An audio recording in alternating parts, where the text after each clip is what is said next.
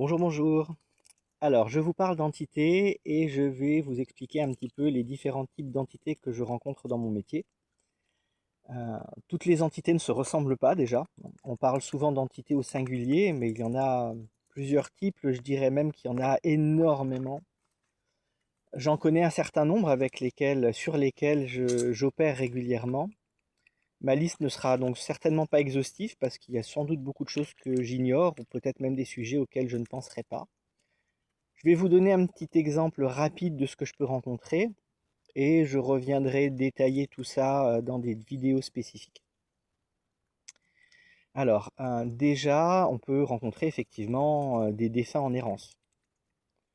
Ce que je vais souvent appeler des âmes. Parce que souvent ça va être ça, ça va être une âme ou un morceau d'âme qui n'a pas fini son travail, qui n'a pas suivi son chemin, qui n'a pas suivi la lumière ou qui est retenu pour une raison ou une autre. Il va y avoir les fragments d'émotions anciennes, les croyances, les pensées, les pensées parasites qui sont les nôtres. On va trouver justement tous les types de formes pensées, qu'elles soient collectives ou personnelles. Parfois, on se parasite soi-même. Souvent même, on se parasite soi-même. Et dans ces cas-là, je vais plutôt obliquer sur la technique de pacification émotionnelle, la TPE, pour vous aider à dégager ça de manière plus profonde et plus concrète et plus concrète, plus durable. Il y a tous les parasites énergétiques non humains, des formes sans conscience claire, mais perturbatrices. Vous allez trouver tout ce que j'appelle les hiérarchies archiavéliques, les démons, les faux anges, des choses comme ça.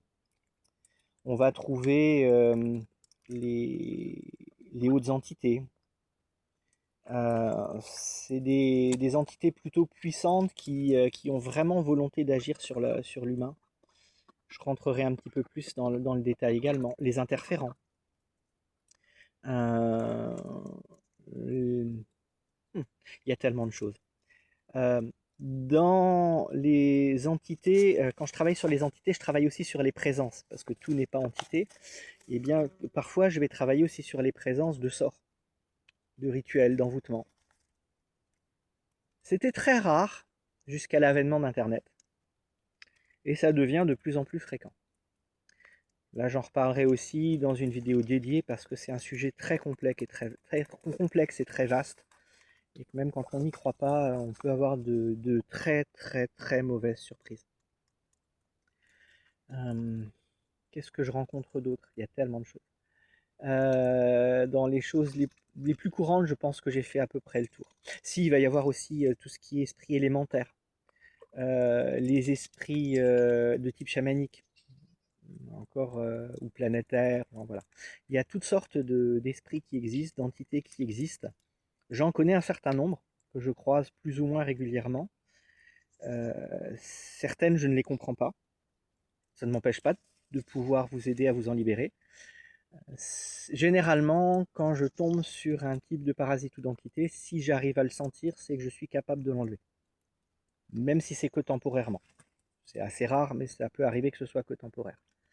Généralement, si je le sens, c'est que je suis capable de l'enlever. Donc certaines choses, j'ai juste pas d'explication. Ça ne m'empêche pas de vous en débarrasser si c'est un problème pour vous. Et généralement, si je l'enlève, c'est que c'est un problème pour vous. Voilà, je rentrerai dans des détails un petit peu plus concrets plus tard. Sachez que la clé là-dedans, c'est le discernement et surtout pas la peur. Parce que la peur a tendance à les nourrir, à les inciter, à les renforcer, du moins certains. Et oui, on reparlera de ça en détail dans des vidéos dédiées. À bientôt, ciao ciao.